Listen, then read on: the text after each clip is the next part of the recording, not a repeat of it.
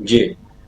तो एक तो अंतर ये है कि आप पिछले कुछ चुनाव याद कीजिए तो होता था कि राहुल गांधी बहुत रिलक्टेंट है और मोदी जी हमेशा 24 घंटे चुनावी मूड में रहते हैं। एक तो वो उल्टा हो गया है।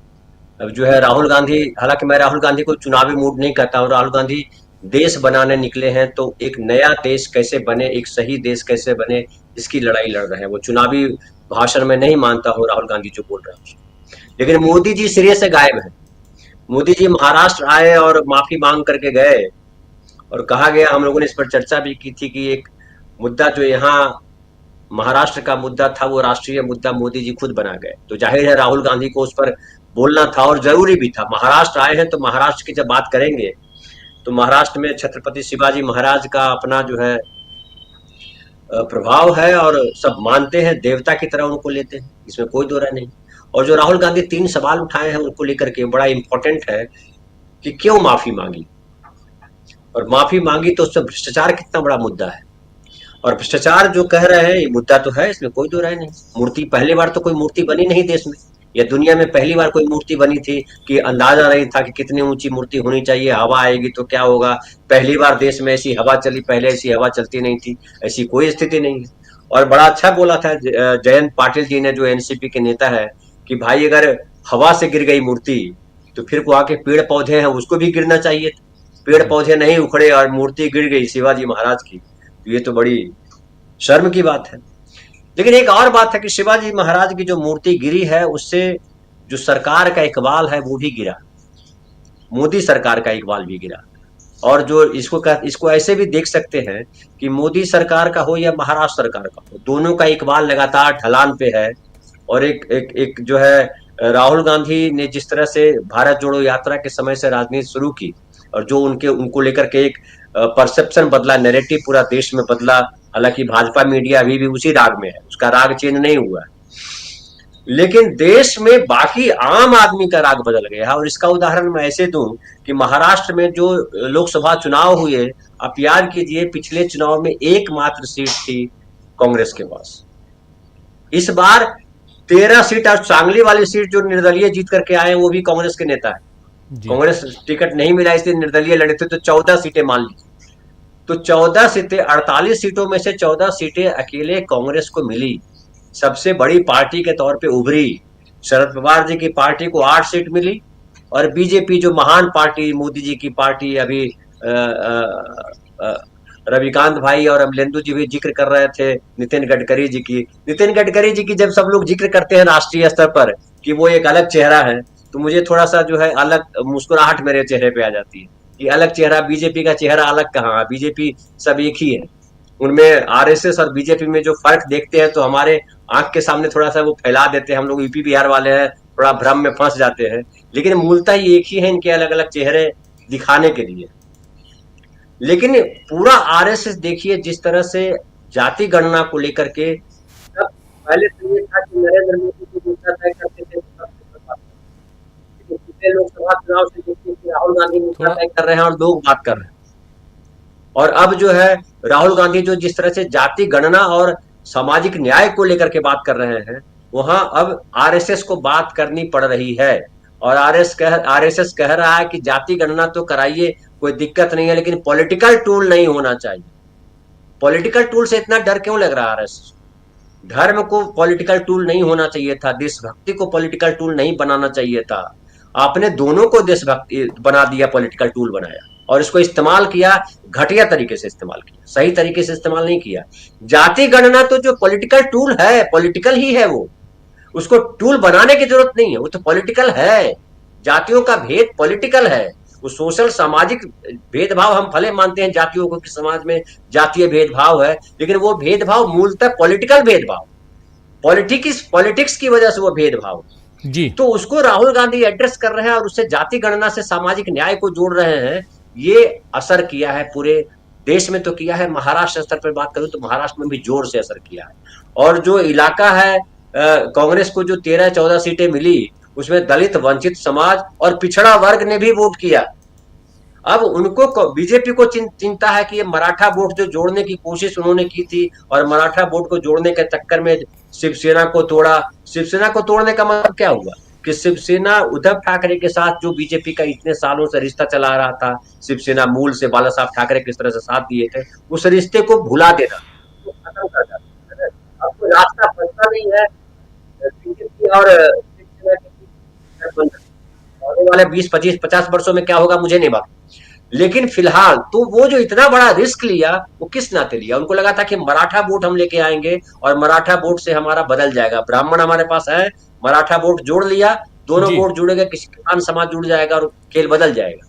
लेकिन वो हुआ नहीं राजीव जी। और जब राहुल गांधी यहाँ आकर के बोल जा रहे हैं तो राहुल गांधी का प्रभाव जो है मैं मानता हूं कि एक ऐसे नेता के तौर पर उनका प्रभाव डेवलप हो रहा है जो नेता बोलता है, दिल से बोलता है, आम आदमी की भाषा बोलता है, आम आदमी से कंसर्न रख रहा है, वो संवाद, मतलब डायलॉग नहीं बोल रहा, फिल्मी डायलॉग जिसे आपने देखा होगा मोदी जी ने जिस तरह से माफी मांगी, उस तरह के माफी सिनेमा में भी नहीं मांगते हैं डायलॉग बोल करके, जिस तरह से ना माफी मांगी उस तरह के कैसे माफी मांगी जाती है मुझे नहीं पता। तो कैसे मांगी ये थी, राहुल गांधी जरा आपको याद है उनका बॉडी लैंग्वेज, उन्होंने माफी कैसे मांगी थी धनंजय माफी जी? मांगी थी तो मतलब एहसान कर रहे हैं माफी मांग करके, ऐसे उंगली उठा के मैं माफी हाँ मांगता हूं। वो तो उनका ये है ना, उनको कहा गया है ना, वो हम लोगों ने ये माफी है या धमकी है?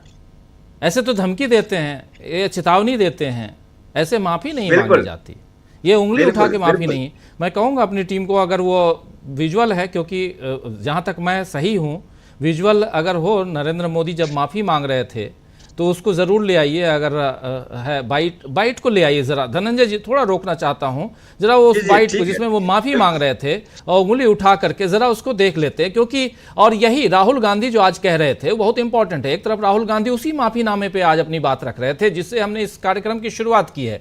दोस्तों, राहुल गांधी आज महाराष्ट्र के सांगली में थे और वहां उन्होंने जब भाषण दिया तो सीधा हमला प्रधानमंत्री नरेंद्र मोदी पर, इसलिए क्योंकि यहाँ महाराष्ट्र में शिवाजी महाराज की मूर्ति, और वो जिसका उद्घाटन खुद नरेंद्र मोदी ने किया था, उस मूर्ति के गिर जाने के क्या मायने हैं ये आप समझ सकते हैं। और इतना ही नहीं, एक और खबर आ रही है कि जो मूर्ति यहाँ देश में एक मूर्ति और बनी थी, सरदार पटेल की मूर्ति गुजरात में लगाई गई थी, उस मूर्ति के पैरों पे भी क्रैक्स आ गए हैं और स्टैच्यू ऑफ यूनिटी के नाम दिया गया था। वो कितने हैं वो गुजरात के लोगों से मैं पता करवाऊंगा, अपने जो रिपोर्टर साथी हैं, लेकिन उनके पैरों पे क्रैक्स आ गए हैं। तो ये मूर्तियां क्या हो रही हैं, क्या कारण है कि क्या इतना भ्रष्टाचार हुआ है? जरा सुन लेते हैं पहले प्रधानमंत्री नरेंद्र मोदी का माफीनामा उस दिन का। सुनिए, ये देखिए, ये उंगली, यही उंगली है, देख लीजिए, फिर भी सुन लीजिए।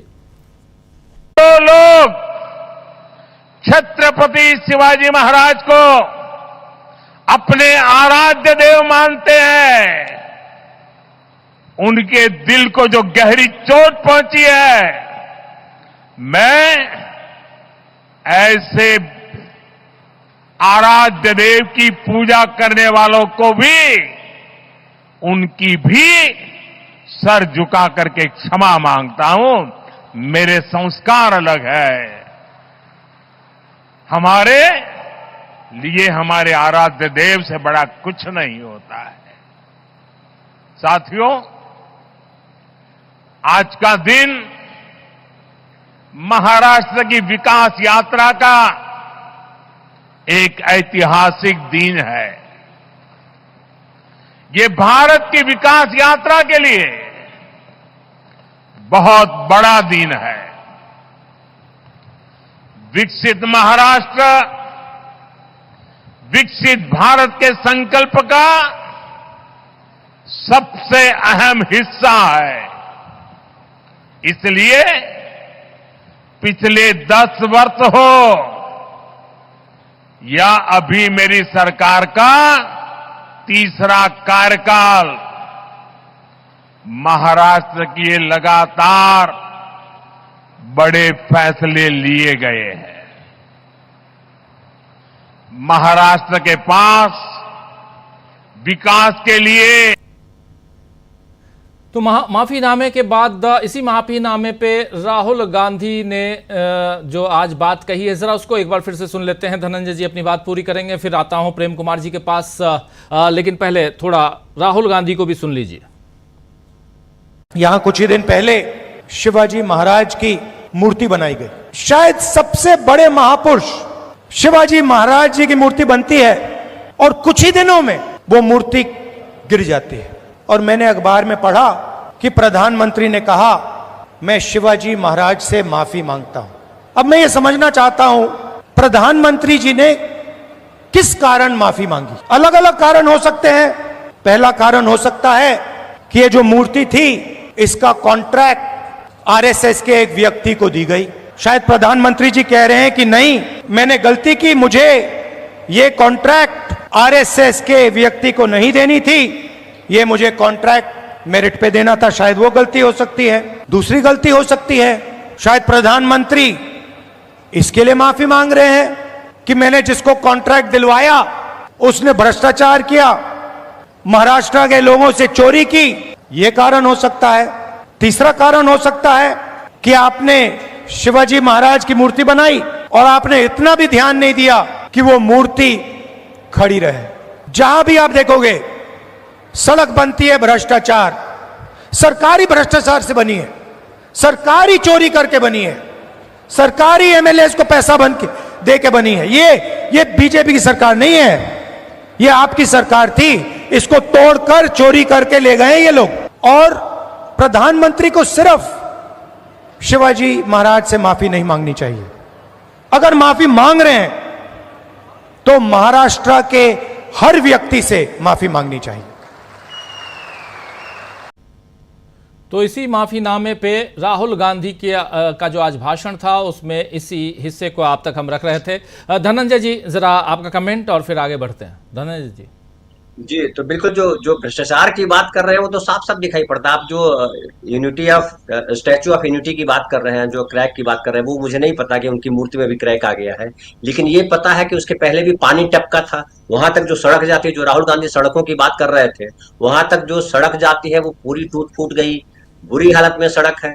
संसद टपक रहा है, अयोध्या का मंदिर टपक रहा है, देश की सड़कों का क्या हालत है। बाढ़ तो पहले भी आती थी, पहली बार तो बाढ़ आई नहीं देश में, लेकिन इस तरह से सड़कें बर्बाद होती थी, इस तरह से धंस जाती थी सड़कें। अभी आपके जो रविकांत भाई के उत्तर प्रदेश के जो एक मंत्री हैं, पत्रकार पे कल चिढ़ रहे थे, मैंने बहुत विकास कर दिया। वहां हमने देखा सड़क किस तरह से धंस गई, गाड़ी किस तरह से फंस गई।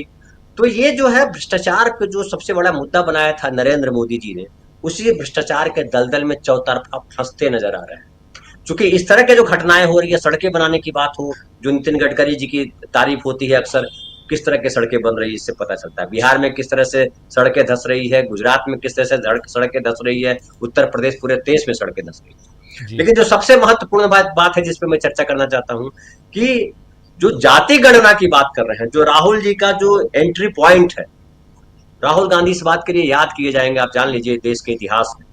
जाति गणना और सामाजिक न्याय और संविधान, तीन शब्द राहुल गांधी ने जो जनतन तक पहुंचाया है। संविधान तो लागू हुआ था 1950 में, लेकिन संविधान की इतनी चर्चा कभी नहीं हुई थी जितनी चर्चा पहली बार राहुल गांधी की वजह से इस तरह से हुई है, कि हर जगह संविधान की बात कर रहे हैं, संविधान लेकर के चल रहे हैं। प्रधानमंत्री को संविधान रखना पड़ता है और माथे से लगाना पड़ता है संविधान को, और संविधान के अनुच्छेदों पर बात हो रही है कि संविधान का फलाना अनुच्छेद ये कहता है, संविधान का फलाना अनुच्छेद ये कहता है, इस पर बात हो रही है। और सामाजिक न्याय जो है हमारे प्रियम्बल का एजेंडा है। तो जाति गणना जो है पहली सीढ़ी है, उससे हम सामाजिक न्याय तक पहुंचेंगे, और सामाजिक न्याय तक पहुंचेंगे तो संविधान जहां हर व्यक्ति को भारतीय बनाना चाहता है, जाति सीमा जो है, धर्म की सीमा है, जो लिंग की सीमा है, सबको तोड़ करके, सारे भेदभाव को तोड़ करके हम सबको भारतीय बनाना जो संविधान का मकसद है, जो लक्ष्य है, वहां तक हम तभी पहुंच पाएंगे। तो ये स्टेयर बहुत कमाल राहुल गांधी ने बनाया है। और महाराष्ट्र में जाति गणना इसलिए महत्वपूर्ण हो जाती है कि आप देखिए कि महाराष्ट्र में आंदोलन चल रहा है, मराठा आंदोलन चल रहा है। वो आंदोलन क्या किस लिए है? आरक्षण के लिए आंदोलन है, और आरक्षण के लिए आंदोलन, उसमें सरकार ने कोशिश की। राहुल गांधी बोल रहे हैं कि 50% का कैप हम तोड़ देंगे। महाराष्ट्र में भी वो कई बार कोशिश हुई है मराठा को आरक्षण देने की, कांग्रेस सरकार ने भी कोशिश की थी, बीजेपी सरकार ने भी कोशिश की, लेकिन बार बार हाईकोर्ट में जाकर के अटक गया। जिसे बिहार का आरक्षण जो है, जो बढ़ाया गया था, अटक गया जाकर के कोर्ट में। क्योंकि नवी अनुसूची में अगर नहीं डालते हैं आप, तो आरक्षण आप नहीं दे सकते हैं कैप से आगे। ईडब्ल्यूएस आपने दे दिया, वो बड़ी बात होगी। क्यों दे दिया मुझे आज तक समझ में नहीं आया, ईडब्ल्यूएस को आरक्षण कैसे आपने जस्टिफाई कर दिया। खैर, तो राहुल गांधी जो जाति गणना की बात कर रहे हैं, उसका महाराष्ट्र में बड़ा भारी असर होगा। और ये असर इतना भारी है कि लाडली बहना जो मध्य प्रदेश में इनके लिए हुआ कि लाडली बहना की वजह से इतनी सीटें जीत गए, तमाम चीजें कही। हालांकि मैं नहीं मानता हूं। लाडली बहना कितने लोगों को आप दे रहे हैं? अगर 1.5 करोड़ 2 करोड़ महिलाओं को दे रहे हैं, आबादी तो उससे ज्यादा है, 12-13 करोड़ आबादी है, तो एक बड़ा हिस्सा जो है महिलाओं का है। सारी महिलाओं को तो मिलता नहीं लाभ। लेकिन जी दूसरी तरफ ये भी है कि वो आप 1500 रुपया देते हैं और महंगाई कहाँ कितनी बढ़ा दी आपने, जीवन जीना कितना मुश्किल हो गया, तो वो सारा काम करता है। लेकिन मुझे लगता है कि जो जाति गणना का जो विषय है वो महाराष्ट्र में भी बड़ा महत्वपूर्ण है।